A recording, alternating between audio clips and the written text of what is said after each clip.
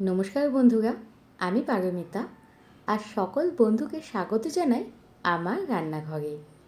আজকে বানাবো খুবই ইন্টারনেটে ভাইরাল একটা রেসিপি, পনির থেচা। তাহলে চলুন দেখি কি কি উপকরণ লাগছে। প্রথমেই নিয়ে নিয়েছি খানিকটা পনির, আর নিয়েছি খানিকটা ভেজে রাখা বাদাম, রসুন, কাঁচা লঙ্কা আর খানিকটা সাদা তেল। আর নিয়ে নিয়েছি ধনেপাতা আর পরিমাণ মতো নুন। তাহলে চলুন এবার রান্নাটা শুরু করা যাক। প্রথমে পনিরগুলোকে খানিকটা পিস করে আমি কেটে নেব। এখানে একটু বিগ সাইজের পিস করতে হবে। এইবার ভেজে রাখা বাদাম, রসুন, কাঁচা লঙ্কা সমস্তটাই মিক্সিতে পেস্ট করে নেব। আমার রেসিপি যদি আপনাদের ভালো লাগে অবশ্যই চ্যানেলটি সাবস্ক্রাইব করে পাশে থাকার অনুরোধ রইল। আর আমার নিত্য নতুন রান্না পেতে অবশ্যই পাশে থাকা বেল বাটনটি প্রেস করে নেবেন।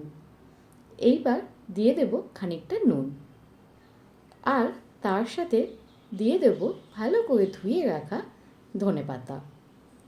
সমস্ত কিছু একসঙ্গে বেটে নেব।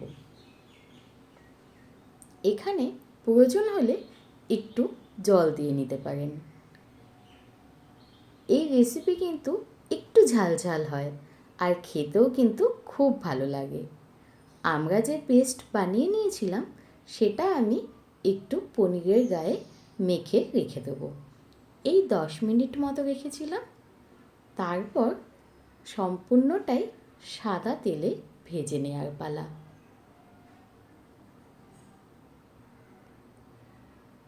সকল বন্ধুকে অনেক ধন্যবাদ আমার চ্যানেলটি সাবস্ক্রাইব করে পাশে থাকার জন্য।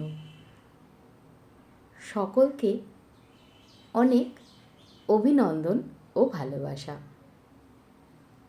এখনও যারা আমার চ্যানেলটি সাবস্ক্রাইব করেননি অবশ্যই চ্যানেলটি সাবস্ক্রাইব করে নেওয়ার অনুরোধ রইল।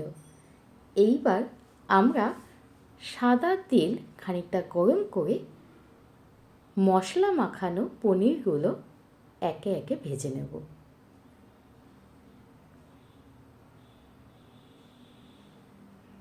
পনিরগুলি ভালো করে মশলার সঙ্গে ভেজে নিলেই আমাদের পনির থেচা রেডি হয়ে যাবে। এখন কিন্তু গ্যাসটা কম আঁচে দিয়ে আমরা রান্নাটা করব। এই রান্নাটা হতে বড়জোর 15 মিনিট সময় লাগে। ভাত, রুটি, পরোটা, লুচি সব কিছুর সঙ্গে খেতেই বেশ ভালো লাগে। আপনারাও বাড়িতে আমার মতো করেই এই রেসিপিটা বানিয়ে দেখবেন, খেতে কিন্তু খুব ভালো লাগে।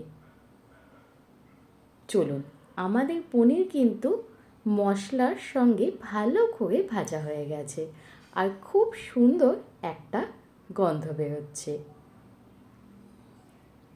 এইবার আমরা মশলা মাখা পনিরগুলো একটা প্লেটে নিয়ে নেব।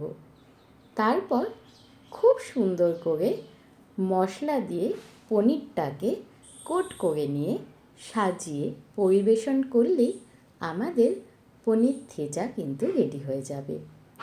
এই রেসিপিটা খেতে কিন্তু খুব ভালো লাগে, এমনকি শুধু শুধুও খাওয়া যায়। চলুন এইবার আমরা মশলা দিয়ে পনিরটাকে ভালো করে কোট করে নেব। ব্যাস, এইভাবেই কিন্তু খুব সহজে পনির থেচা রেডি হয়ে যাবে। পনিরের অনেক ধরনের রেসিপি আপনারা অবশ্যই খেয়েছেন, এটাও একবার বানিয়ে দেখতে পারেন, খেতে কিন্তু খুব ভালো লাগে।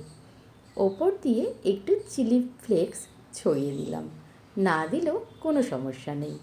তাহলে আবার দেখা হবে। নমস্কার।